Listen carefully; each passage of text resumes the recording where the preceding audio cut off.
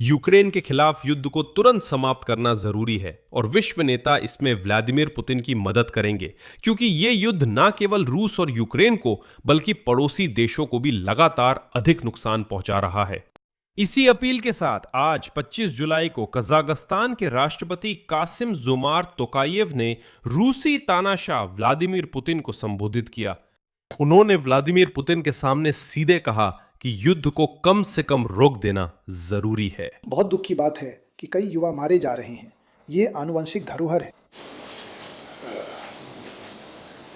रूस और यूक्रेन के लोगों का, और ये सब रोकना जरूरी है, क्योंकि इसके अलावा टोकायेव, जो सामूहिक सुरक्षा संधि संगठन सदस्य देश के नेता हैं, ने तो यहां तक कहा कि इस युद्ध की प्रकृति उद्धरण बहुतों के लिए, जिनमें हम भी शामिल हैं, पूरी तरह से स्पष्ट नहीं है।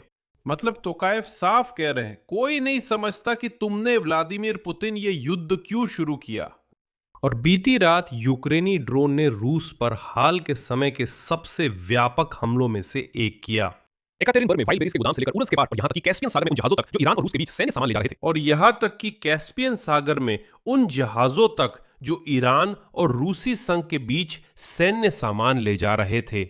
यही समझना जरूरी है। तोकायेव का आह्वान और रूस पर यूक्रेनी हमले सीधे तौर पर जुड़े हुए हैं, क्योंकि यूक्रेनी ड्रोन सिर्फ रूस को ही नुकसान नहीं पहुंचा रहे, बल्कि उन्होंने काले सागर में नोवोरोसियस के तेल बंदरगाह का काम भी रोक दिया, जिससे कजाकिस्तान भी अपनी तेल सप्लाई करता है। और इसलिए अब उसके अपने हित में है कि वो युद्ध रोकने के लिए व्लादिमीर पुतिन पर अधिकतम दबाव बनाए, वरना कजाकिस्तान को नुकसान होगा। चलिए अब इसे विस्तार से समझते हैं। मेरा नाम अलेक्सेई पेचिये है। एपिसोड शुरू करने से पहले कृपया इस YouTube चैनल को सब्सक्राइब करें। हम 3 लाख सब्सक्राइबर के करीब हैं। हम रोज ताजा खबरों का विश्लेषण करते हैं, जिससे आपको सब्सक्राइब करने का पछतावा नहीं होगा। इसके लिए मैं आभारी हूं। तो मैं कासिम जोमार्त तोकायेव के बयान से शुरू करता हूं, क्योंकि उनके शब्द व्लादिमीर पुतिन के घमंडी चेहरे पर सीधा करारा तमाचा है। कजाकिस्तान रूस का ओडीकेबी में औपचारिक सहयोगी है और यूरेशियन संघ में मुख्य साझेदार है।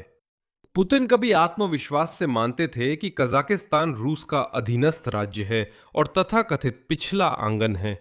अब कजाकिस्तान के राष्ट्रपति मंच पर है। कैमरों के सामने वे पुतिन को यूक्रेन के खिलाफ युद्ध रोकने की सलाह देते हैं, और वो तुरंत ऐसा करने को कहते हैं, क्योंकि ये गंजा बेवकूफ अब खुद ही नहीं पूरे क्षेत्र को डुबो रहा है।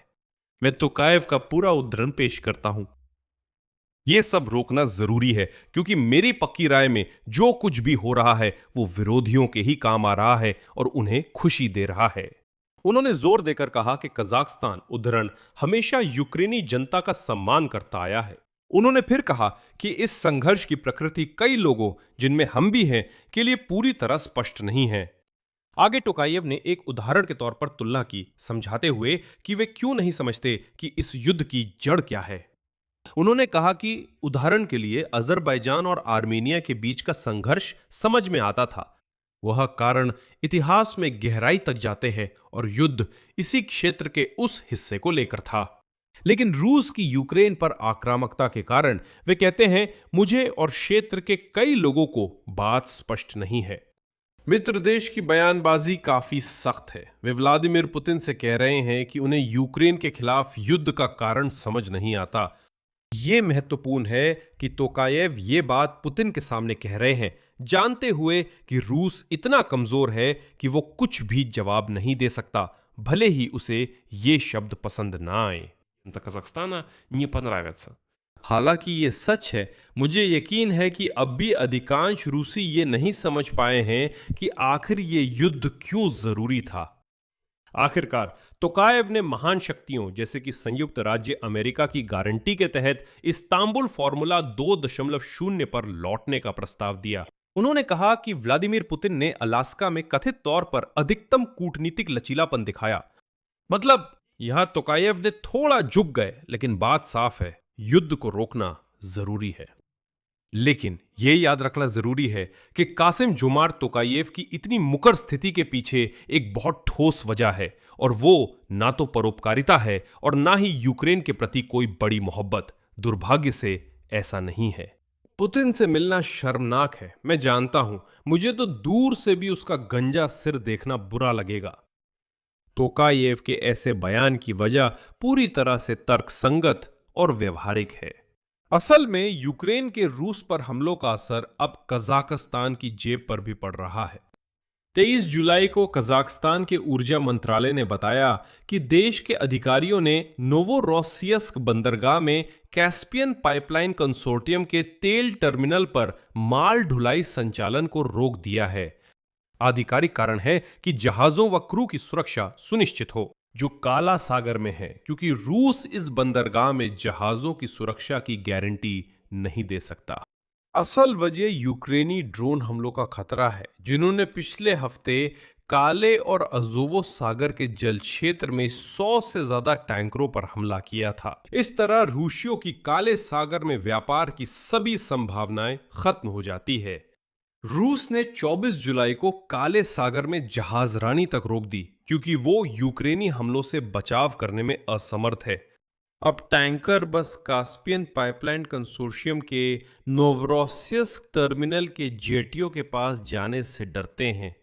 मामला यहां तक पहुंच गया है कि आज संयुक्त राज्य अमेरिका ने आधिकारिक तौर पर यूक्रेन से काले सागर में गैर रूसी जहाजों पर हमले रोकने का अनुरोध किया, जब एक हमले में एक टैंकर को चपेट में आ गया था, जिसे अमेरिकी कंपनी शेवरॉन ने किराए पर लिया था। मामला इतना बढ़ गया है कि इस हफ्ते शेवरॉन के जनरल डायरेक्टर माइक वर्थ ने ट्रंप प्रशासन से कजाकिस्तान में कंपनी की संपत्तियों के जोखिमों पर चर्चा की। हाल ही में नोवोरोसिस्क क्षेत्र में यूक्रेनी ड्रोन ने 4 टैंकरों पर हमला किया, जिनमें से एक शेवरॉन द्वारा किराए पर था। मैं याद दिला दूं कि नोवोरोसिस्क कास्पियन पाइपलाइन कंसोर्टियम का अंतिम बिंदु है, जिसके जरिए कजाकिस्तान का तेल ट्रांसपोर्ट किया जाता है, और शेवरॉन कंपनी की इस पाइपलाइन में 15% हिस्सेदारी है। साथ ही कजाकिस्तान के सबसे बड़े तेल क्षेत्रों में से एक तेंगिज में 50% हिस्सेदारी भी है। और हमले के बाद पाइपलाइन का संचालन आंशिक रूप से सीमित कर दिया गया, जिसकी वजह से कजाकिस्तान को मजबूरन तेल उत्पादन घटाना पड़ा। तेल स्टोर करने की जगह न होने से उत्पादन घटाना पड़ा, यानी कजाकिस्तान में अब तेल रखने की जगह नहीं है। नोवोरोसिस्क बंदरगाह तक जाने वाली पाइपलाइन इतनी तेल पंप नहीं कर सकती, इसलिए कजाकिस्तान को तेल उत्पादन कम करना पड़ा। और इस स्थिति में अमेरिकियों ने यूक्रेन से नोवोरोसिस्क पर हमला न करने का अनुरोध किया, ताकि कजाकिस्तान युद्ध के दौरान भी पैसे कमा सके। कजाकिस्तान के ऊर्जा मंत्रालय ने कहा कि वे पहले ही तेल उत्पादन सीमित कर रहे हैं, ताकि डिपो पर ज्यादा बोझ न पड़े। मैं फिर दोहराता हूं, यह तेल भेजा नहीं जा सकता क्योंकि रूसी बंदरगाह बंद है। मतलब तस्वीर कुछ ऐसी है, यूक्रेनी ड्रोन रूसी तेल बंदरगाह को ठप कर रहे हैं, और इसका असर अब कजाकिस्तान की अर्थव्यवस्था पर भी पड़ रहा है। इसी कारण कासिम जोमार्तेव तोकायेव की अचानक शांति की पहल दिख रही है। वो पुतिन से युद्ध खत्म करने की अपील कर रहे हैं, यूक्रेन के प्रति किसी बड़ी मोहब्बत के कारण नहीं, बल्कि इसलिए क्योंकि यह युद्ध अब उनकी अपनी कमाई पर असर डालने लगा है। यह देखना दिलचस्प है कि क्रेमलिन इस पर कैसे प्रतिक्रिया दे रहा है। आज क्रेमलिन के प्रवक्ता डिम्का पिस्कोव ने कहा कि कैस्पियन पाइपलाइन कंसोर्शियम के बुनियादी ढांचे पर हमले, मैं उद्धृत करता हूं, रूस, कजाकिस्तान और यहां तक कि संयुक्त राज्य अमेरिका पर भी हमला है, क्योंकि अमेरिकी कंपनियां भी इस केटीके की शेयरधारकों में शामिल है। इसके अलावा रूस के विदेश मंत्रालय की प्रेस सचिव माश्का जाखरोवा ने बताया कि यूक्रेन की सशस्त्र सेनाओं ने कैस्पियन पाइपलाइन कंसोर्टियम के बुनियादी ढांचे पर पहले ही 5वीं बार हमला किया है। उसने अंतर्राष्ट्रीय समुदाय से यूक्रेन की तुरंत निंदा की अपील की। मतलब मॉस्को कजाकिस्तान के तेल का इस्तेमाल दबाव के औजार की तरह करने की कोशिश कर रहा है, ताकि अस्ताना और वॉशिंगटन को भी यूक्रेन के खिलाफ भड़काया जा सके। लेकिन आधिकारिक कीव इस पर सख्ती और साफगोई से जवाब देता है। यूक्रेन रूस पर हमला कर रहा है, और ये कि कजाकिस्तान और संयुक्त राज्य अमेरिका अब भी उसके साथ काम कर रहे हैं, और वही रूस आपको कोई सुरक्षा नहीं दे सकता, तो ये आप दोनों के बीच की समस्या है, ये हमारी समस्या नहीं है।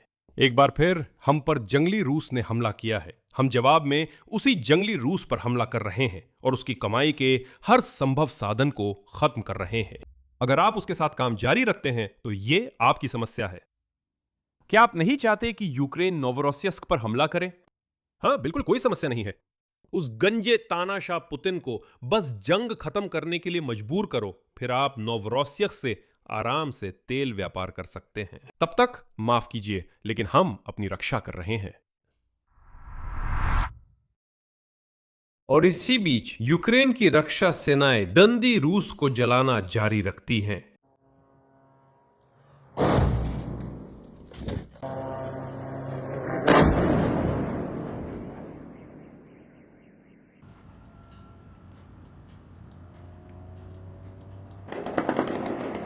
हाँ, कहना जरूरी है। सीधे फैक्ट्री जाओ, सब कुछ इसी महीने फटने वाला है।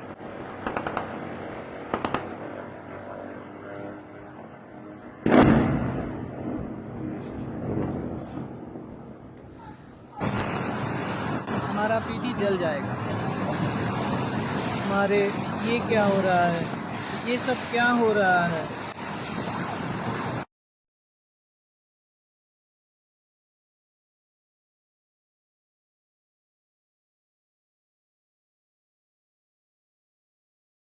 इस रात 25 जुलाई को सबसे प्रभावी हमला कैस्पियन सागर में हुआ।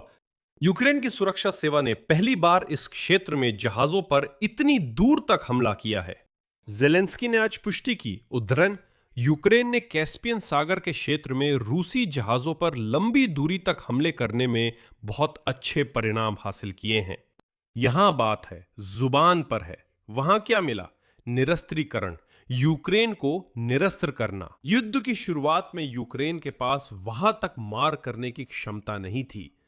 एसबीयू के ड्रोन ने कैस्पियन सागर में खासतौर पर फिलानोफ्स्की तेल क्षेत्र के तेल प्लेटफॉर्म पर वार किया। दूसरा, यह था मालवाहक जहाज पोर्ट ओलिया 2 और सूखा मालवाहक जहाज बेगे। ये महत्वपूर्ण है क्योंकि दोनों जहाज अंतर्राष्ट्रीय प्रतिबंधों के तहत है और युद्ध में सैनिकों को ले जा रहे थे। तीसरा, रूस और ईरान द्वारा। हम मास्को तेहरान लॉजिस्टिक्स पर वार कर रहे हैं, जिससे ईरान रूस को हथियारों के पुर्जे भेजता है। तीसरे नंबर पर प्रोजेक्ट 124-18 मोलनिया मिसाइल बोट पर हमला हुआ, यानी एक युद्धपोत। और अब अंतर्राष्ट्रीय समुदाय चुप है क्योंकि वे समझते हैं कि इस तरह यूक्रेन न केवल अपनी रक्षा कर रहा है बल्कि उनकी भी, क्योंकि वो रूस और ईरान, इन दो आतंकवादी देशों के बीच की लॉजिस्टिक्स को नष्ट कर रहा है। आगे पीछे के इलाकों पर हमले। व्लादिमीर जेलेंस्की ने पुष्टि की कि आज रात ट्यूमेन की तेल रिफाइनरी, येकातेरिनबर्ग की लॉजिस्टिक सुविधा और रोस्टोव ऑन डॉन के ईंधन व स्नेहक गोदाम पर प्रहार हुआ। अलग से रोस्टोव में एसबीयू ने वायु रक्षा और इलेक्ट्रॉनिक युद्ध प्रणालियों को निशाना बनाया, खासतौर पर नष्ट किए गए तोर M2 विमान भेदी मिसाइल प्रणाली पोले 21 इलेक्ट्रॉनिक युद्ध प्रणाली और 2 FPV ड्रोन के गोदाम। ड्रोन ने आज एंगल्स और कब्जे में लिए गए लुगांस्क पर भी हमला किया। हर जगह आग लगी हुई है। खास तौर पर येकातेरिनबुर्ग पर ध्यान देना चाहिए क्योंकि यह भी एक प्रतीकात्मक हमला था। 25 जुलाई की सुबह ड्रोन ने फिर से वाइल्ड बेरीज मार्केट प्लेस के गोदाम पर हमला किया। इस बार येकातेरिनबुर्ग में उराल पहाड़ों के पार। मौके पर जाहिर है बड़े पैमाने पर आग लगी हुई है। यह असल में एक व्यवस्थित अभियान का सिलसिला है। और अब खुले आंकड़ों के आधार पर पहले ही यह गिना जा सकता है कि एक हफ्ते में यूक्रेनी सैनिकों ने वाइल्ड बेरीज के गोदामों पर कुल 802,000 वर्ग मीटर क्षेत्रफल में हमले किए हैं। यह आज की तारीख में वाइल्ड बेरीज मार्केट प्लेस की कुल लॉजिस्टिक क्षमता का लगभग 14% है। सिर्फ वाइल्ड बेरीज की प्रभावित संपत्ति की कीमत 60 अरब रूबल आकी गई है। यह एक जरूरी बात है क्योंकि रूसी प्रचार इसे आम लोगों पर हमला बता रहा है। सच कहूं तो मुझे इससे फर्क नहीं पड़ता। रूसी लोग यूक्रेन पर बिना किसी हिचकिचाहट या टिप्पणी के हमला करते हैं। फिर भी वाइल्डबेरीज की संस्थापक डॉलर अरबपति तातियाना किम आम लोगों पर हमलों के बारे में लिखती हैं। रूस में विक्रेता नागरिक ठिकानों पर हमलों की शिकायत करते हैं और कहते हैं, ऐसा कैसे, अब पैसे नहीं हैं, कारोबार बर्बाद हो गया, बच्चों को कैसे खिलाऊं। लेकिन हकीकत कुछ और है। ये हमले व्लादिमीर पुतिन की सैन्य अर्थव्यवस्था पर किए जा रहे हैं।